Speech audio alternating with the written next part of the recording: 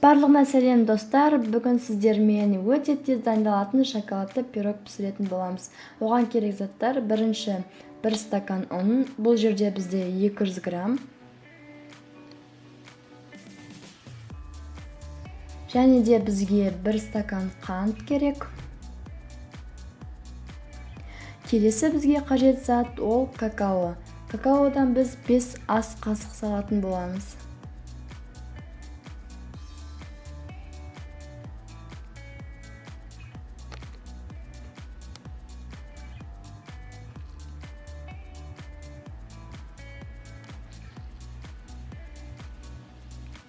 Және де бізге разрыхлитель теста керек. Бұдан біз кішкене шай қасықтан 2 қасық саламыз.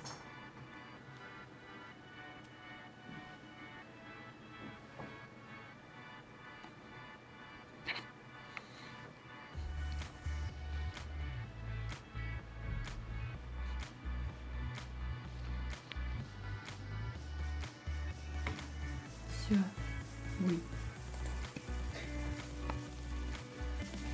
Келесі бізге салқын сүт керек 1 стакан. Оны жылытпаймыз, осындай мұздай күйінде құямыз.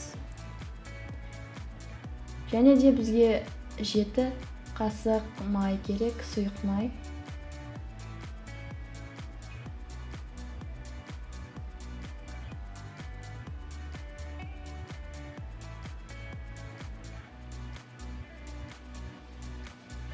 Ал енді осының барлығын жақсылап араластырамыз. Барлығын жақсылап араластырып аламыз. Бізде осындай қою сұйықтық пайда болу керек. Және де біз ол жабыспас үшін мен ыдысына осындай сары май жақтым. Бұл пирогты пісіру үшін 280 градуста 20-30 минутта дайын болады.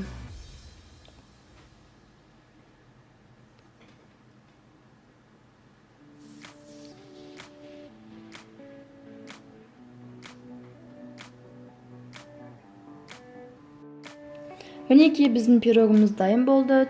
Түсіне мән бермеңіздер, себебі ол шоколадты пирог болғандықтан осындай болады. Ал енді пирогымызды кесіп дәмін көрейік.